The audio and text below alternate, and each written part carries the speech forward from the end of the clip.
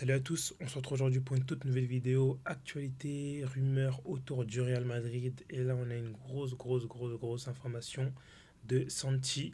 Donc, concernant Foot Mercato, mais quand c'est Santi, en général, c'est une source très fiable qui nous annonce que Ibrahima Konaté veut quitter Liverpool comme agent libre en 2026. Et là, c'est une volonté du joueur de quitter Liverpool en 2026. Donc, au début, je me suis dit, il y a trois possibilités. Première, c'est montre qu'il est déçu de la nouvelle proposition de contrat de Liverpool et du coup, bien évidemment, il en joue.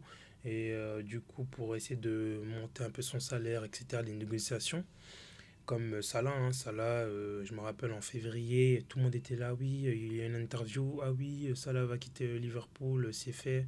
Au final, le mec, il a prolongé.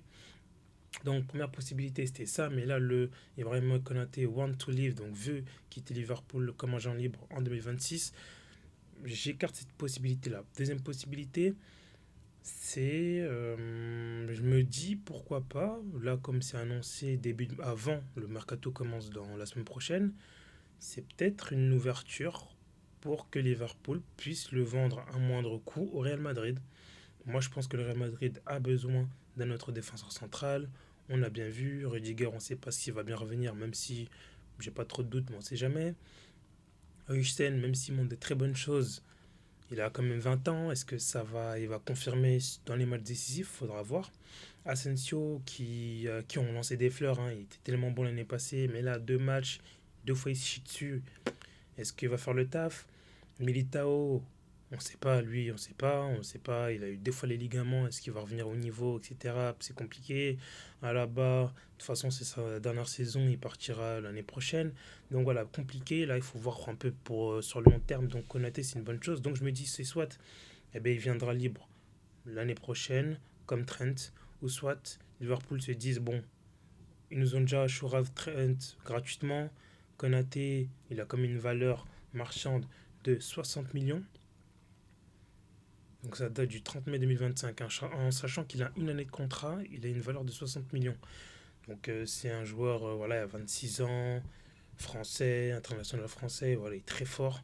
80% dans le 11 de départ, donc c'est un joueur important qui a connu les années précédentes des blessures, etc. Mais il est très bien revenu.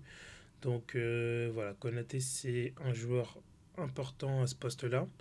Donc je me dis, c'est soit Liverpool s'est dit, bon, on le vend au Real Madrid, un petit 30 millions, 40 millions, c'est pas mon argent, on y va. Ou soit on attend l'année prochaine et la fin de la saison prochaine et on la libre. Mais moi, même si j'aime bien cette politique, parce qu'au final, tu regardes que tu as recruté Mbappé, tu as recruté Trent, tu as recruté Rudiger, tu as recruté plein de joueurs gratuitement. Mais moi, je veux que ce soit pour maintenant en fait. Je veux qu'on donne les pleins pouvoirs à Xabi Alonso, même si je pense que c'est plus les dirigeants du Real qui veulent Konaté. Mais voilà, j'espère qu'on l'aura cette année, on sait jamais, cette saison, pour justement donner toutes les cartes en main à Xabi Alonso pour être la meilleure équipe, la plus compétitive tout simplement. Donc voilà, donc j'ai imaginé deux compositions. Donc le mercato il n'est pas fini, il y aura des départs, hein. Vous allez voir dans mon 11 par exemple, il n'y a pas Rodrigo parce que selon moi il va partir. On va voir. Et j'ai mis Carreras, même si ça s'est pas fait, ça devrait se faire. Donc là, on a une compo avec un 4-2-3-1, enfin avec trois milieux. On peut remplacer ça autrement, mais Arda, Valverde, Bellingham. Ou soit Chouameni à la place d'Arda, mais moi, il me faut de la créativité au milieu de terrain. Donc voilà, vous me connaissez. Donc un court cage, Carreras, Heusen, Konaté, Trent. Donc une défense 100% nouvelle. Si, imaginons, on a Konaté. Bellingham, Valverde, Arda Güler. Et devant Vinicius, Mbappé et Mastantuano. Donc Mastantuano, on ne sait jamais. Moi, j'ai cru voir que ça va être un élément important, que Xabi Alonso l'a appelé, qui va avoir un rôle important, etc. dans l'équipe. Donc peut-être mettre Arda Güler à la place de Mastantuano et rajouter un milieu de terrain, peut-être une nouvelle arrivée, on ne sait pas. Un Chouameni ou une nouvelle arrivée. Et voilà, on sait très bien qu'il y a d'autres joueurs. Un Kamavinga, ça peut exploser. Voilà. Et ensuite, on ne sait jamais, avec une défense à 3, un Konaté à gauche, Heusen dans l'axe parce que tout passe par lui, donc je mets du dans l'axe ou peut-être interchanger les deux.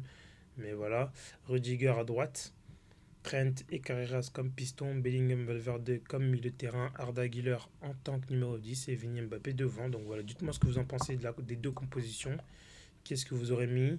Bon, là, j'ai mis Antoine parce que Rodrigo, comme j'ai dit, moi, je le vois partir. C'est pas mon souhait, mais c'est ce que je pense qui va arriver. Et là, je l'ai pas mis, mais ouais, je pense qu'Arda Güler a quand même une longueur d'avance. Ensuite, on a eu une autre information comme quoi Lunin veut rester au Real Madrid.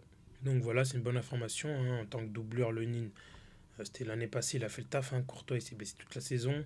Lunin, il a joué. Grâce à lui, on a gagné avec des champions. Il a eu des matchs décisifs contre Leipzig, etc., etc. On a gagné avec des champions en partie grâce à lui, même si la finale, il l'a pas joué. Courtois, il a fait une finale extraordinaire. Mais voilà, Lunin en tant que doubleur, ça fait le taf.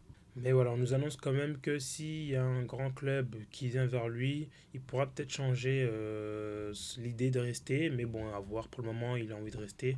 Donc voilà. Et ensuite, on a une information concernant Mbappé et les bandits. Enfin, c'est même pas les bandits parce que le PSG, c'est une équipe, c'est une bonne équipe. Il n'y a rien à dire. Mais Nasser, hein. Nasser, je sais que voilà, les Parisiens, voilà, vous êtes contents, avec tout le respect, vous avez avec des champions, donc vous remettez toute la faute sur Mbappé. Ça, c'est pas mon problème, chacun fait ce qu'il veut. Mais Nasser, moi, je sais que c'est un bandit. Donc là, on a eu deux informations par la FP.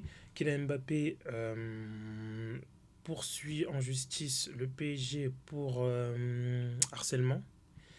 Et ensuite, là, dans les détails, c'est Kylian Mbappé a également porté plainte contre le PSG pour tentative d'extorsion, car ils ont tenté de le forcer à signer un nouveau contrat en 2023 en lui interdisant de s'entraîner avec l'équipe. Donc ça, si je dis pas de bêtises...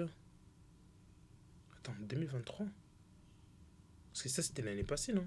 Je me rappelle même plus. Non, je pense que c'est... Attends, l'année passée, 2024. Non, oui, oui, oui. Ah oui, voilà. Donc 2023, oui, c'était l'année où on pensait qu'il allait partir. Au final, il est resté. Où on le mettait dans le banc, dans la tribune. Oui, bon, voilà.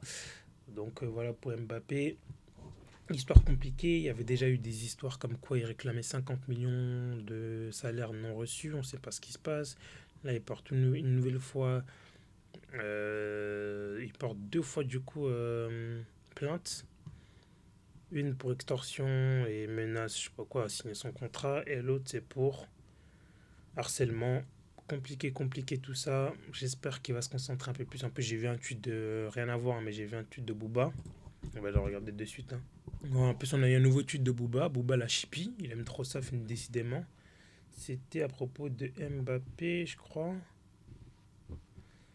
Voilà, donc là, c'est ce qui est sorti. Voilà, Kylian Mbappé porte plainte contre harcèlement pour le PSG. L'information judiciaire a été ouverte mardi. Blablabla.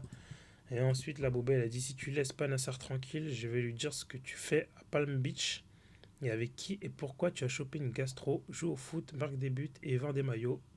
Tu vas pas nous péter les couilles longtemps, Kiki, et passe ton permis. Donc voilà, hein. Booba en mode chippy, hein. En mode chippy, les Parisiens ils sont contents, voilà. Ils sont dans l'humour, le harcèlement moral en question, voilà. Bon, après, les réseaux, je trouve ça tellement stupide. Twitter, c'est devenu tellement con. Voilà, dit les termes, il a fait quoi? Bon, ça, c'est. Ouais, bon. Les trucs, on va quand même. Voilà, on va quand même pas montrer, mais c'est d'un ridicule, je trouve. C'est d'un ridicule. Le mec, on sait même pas ce qui se passe. Moi, je prends parti sur aucun des deux camps, mais juste. Les mecs mélangent tout.